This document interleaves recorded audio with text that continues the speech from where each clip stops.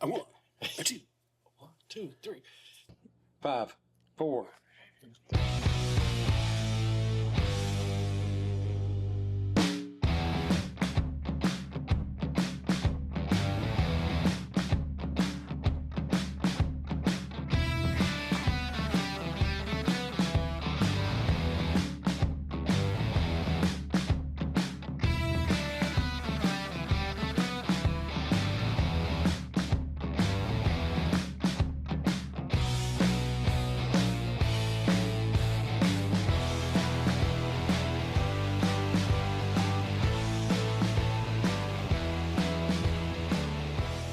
Everybody, I'm Jim, I'm Eric. and this is Kicking It with Jim and Eric.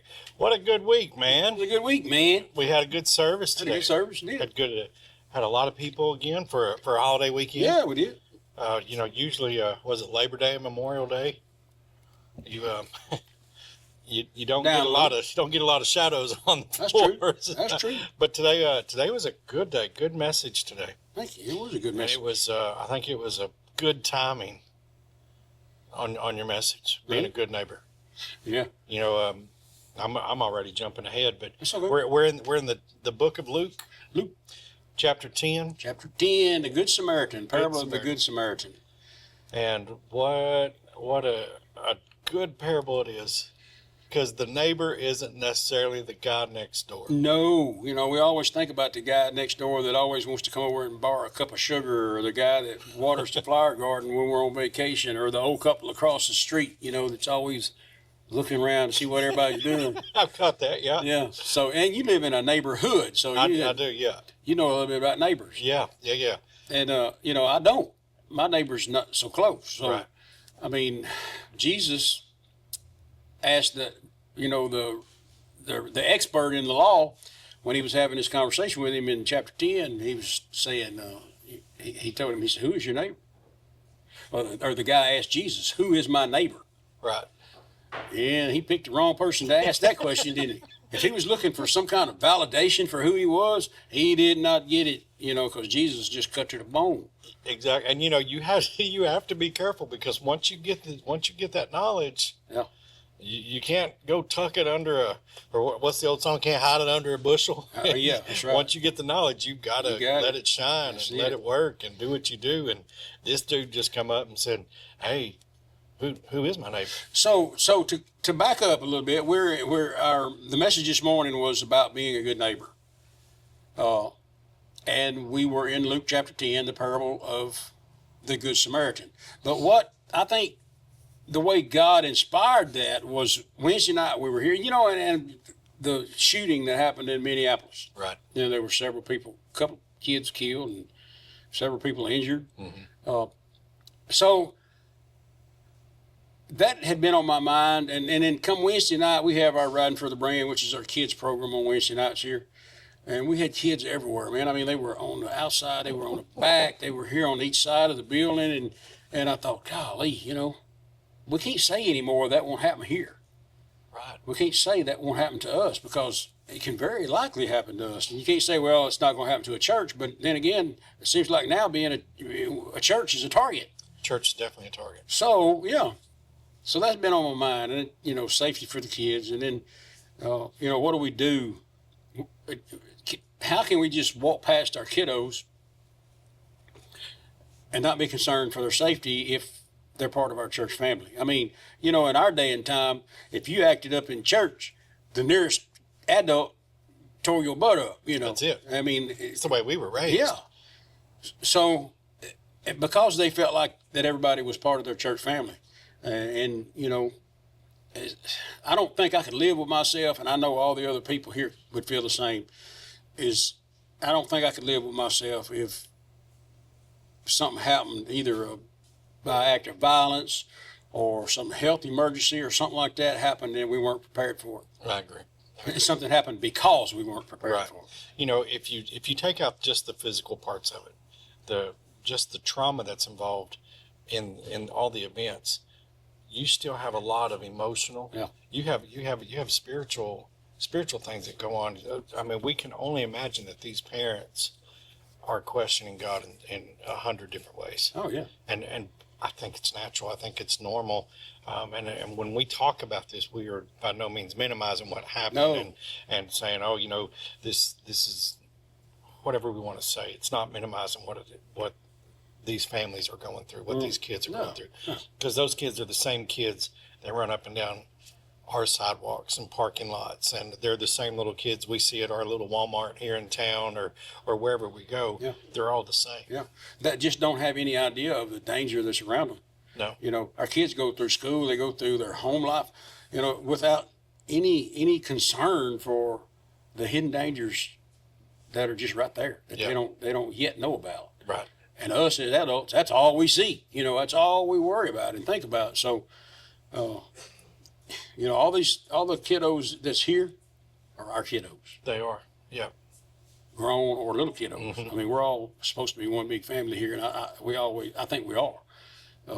It's one family, and if something happens to one family here, and we all feel it. It affects us all. It affects us all. I mean, we saw, of course, if those that wasn't here with us in sanctuary this morning, there was a family over here on this side of the church this morning, sanctuary. Yeah. And I'm way back here in my little corner, in my little room. Mhm. And from there, I see this family struggling. Yeah. And what I saw afterwards was so many people coming together, Mhm. just praying. Yeah. I mean, people who don't have a clue as to I don't have a clue what's going on with this family. Yeah.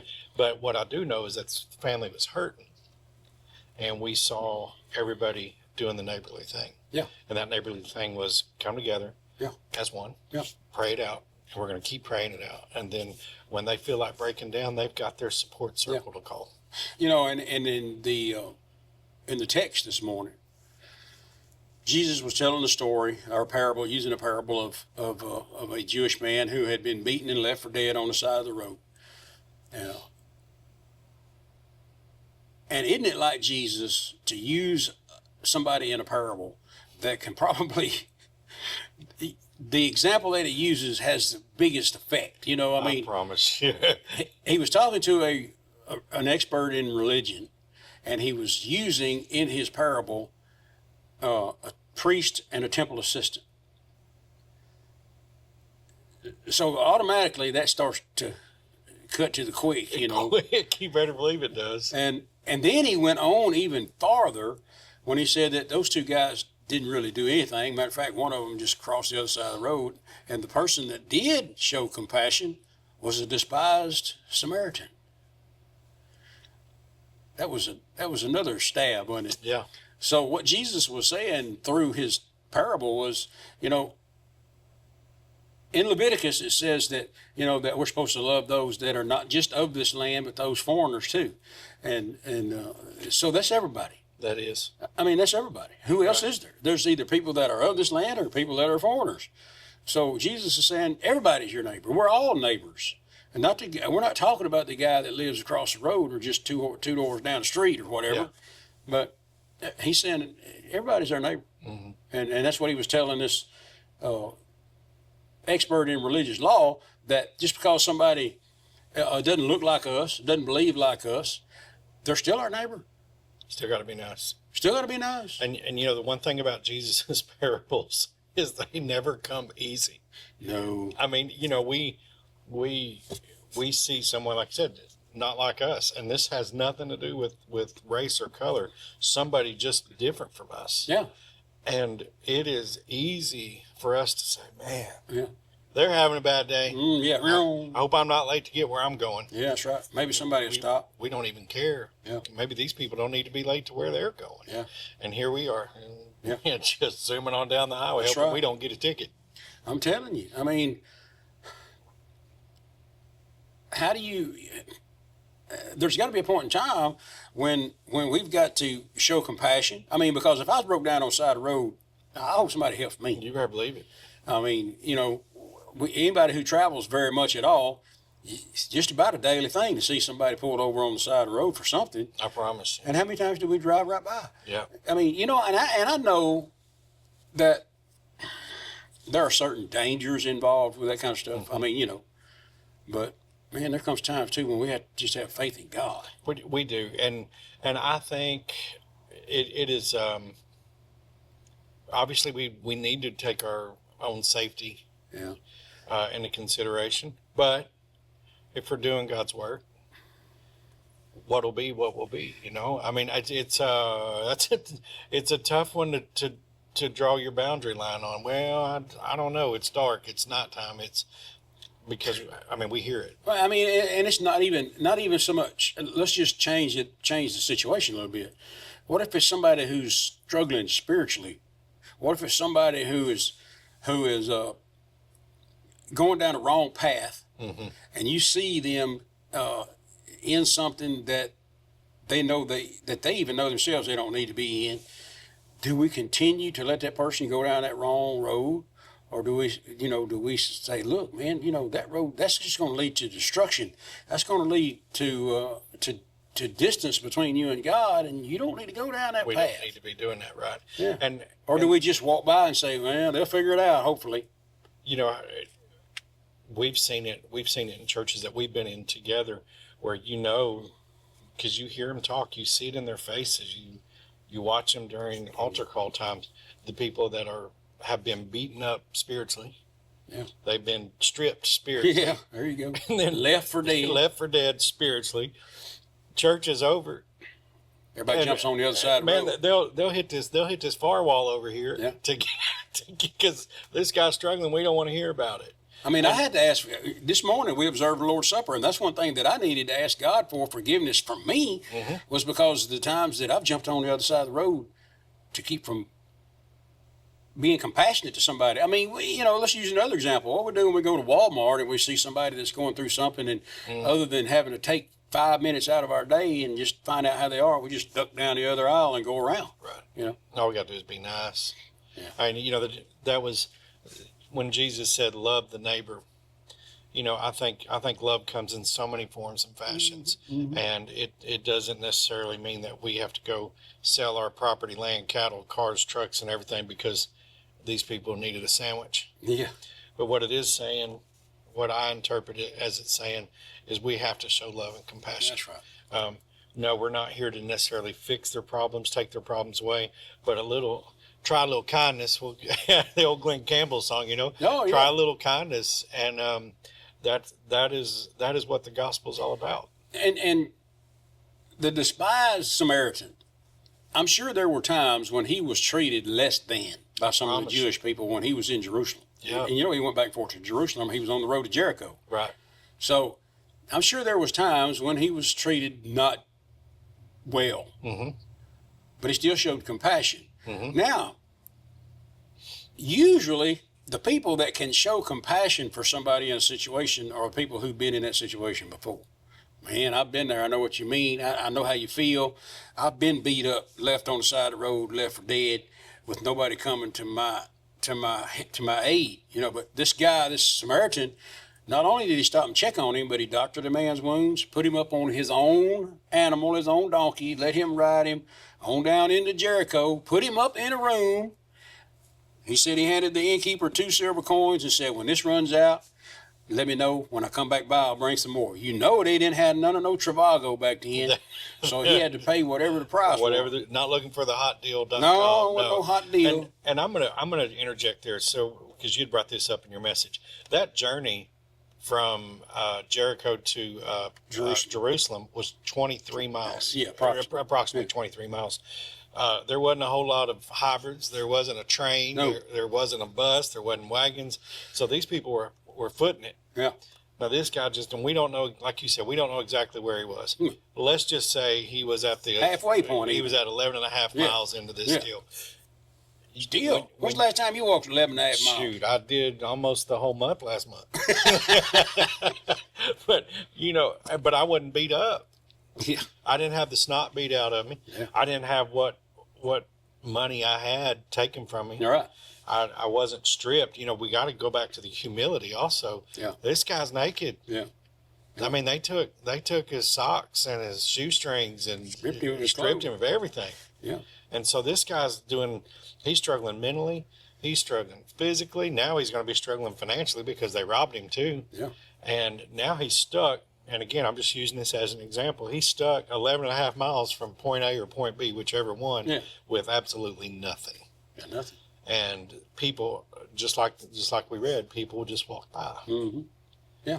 heading to their own Doing their thing. world. Yeah, and also proclaiming to be Yeah. followers. Mm. And see, that's Jesus has a way of saying things that just really hit us. Yeah, And then whenever after the parable, Jesus asked the man, "Who is your neighbor?" right. And then he said basically of the three, of the priest and the temple assistant and the despised Samaritan, which one showed the man compassion? Yep. And there was only one answer. Yep. As much as the religious man didn't want to have to say the despised Samaritan, he still didn't say that. He said the one who showed him compassion. Yeah. And what did Jesus tell him? Go and do the same. Get after it. Watch how this works. Go do the same. And it's hard, golly. I've had, like you just said earlier, I live in a neighborhood, and I'm going to emphasize more on hood than I am neighbor, because where I live is not a great area. I understand. And just August. Matter of fact, August 3 years ago, I think it was, is when I got my lawnmower stolen. I remember that. Yeah, I'm not going to get back on that one. I forgave the kid. I probably need to repost his picture to see how he's doing. But one of the things that I actually thought about was after I got that mower stolen. Man, I'll take that person. That was a good mower. It was given to me. It was a gift. Well, it was yours. It was mine, right? Yeah. So after it was stolen, one of the first things that came to my mind was, I need to go mow somebody else's yard. Yeah, his yard. If I would have done it, Yeah. I think I would have done it, and not to find out where he lives so I can get my mower back, but just to say, man, are times that hard? Yeah. What's going on? Right. And like I had saw a video the other day, and it was talking about David and Goliath, and it was talking about the story of David and Goliath. And one of the big things about that was, it wasn't so much David telling the story, but it was the people watching to see what David would do. Yeah. And a lot of times, I think our neighbors, People watching. I know, like my neighbor, she watches. Yeah. She knows if my car doesn't move on Sunday, I'm probably sick or something's wrong. Yeah. She should probably be in church. Yeah. She won't know if my car's gone or not. Right. But she watches and she knows, Yeah. and it's that type of love that this lady has for me and her next door people, to know, I need to check on them. Yeah. And I think it's just a good, wholesome message. We need to check on people, even if we don't know them, and even if they're not just like us. Be a good neighbor today. Be a good neighbor. That's on a holiday weekend, there's going to be a lot of people traveling. Yep. What a perfect time to be a good neighbor. Be a good neighbor today. We're going to see people with boats, Yep. and flat tires on the trailer, And alcohol. and lots of alcohol. Give Be a good somebody a neighbor. ride home. Yeah, that's right. Yeah, be a good neighbor. Y'all listen, we hope that this message, you have found it encouraging, and we hope that you're able to be a good neighbor. And we also hope that if you are not plugged into a church and you're here locally in the northwest corner of Louisiana, southwest corner of Arkansas, or northeast corner of Texas, that you stop by and see us here in Vivian, Louisiana. If you're watching us from a long, long ways away, we hope and pray that you do get into a church somewhere and you get into the Bible. And if you struggle with all those things, start off with prayer first. Amen. All right. I'm Jim, I'm Eric. and this is Kicking It with Jim and Eric.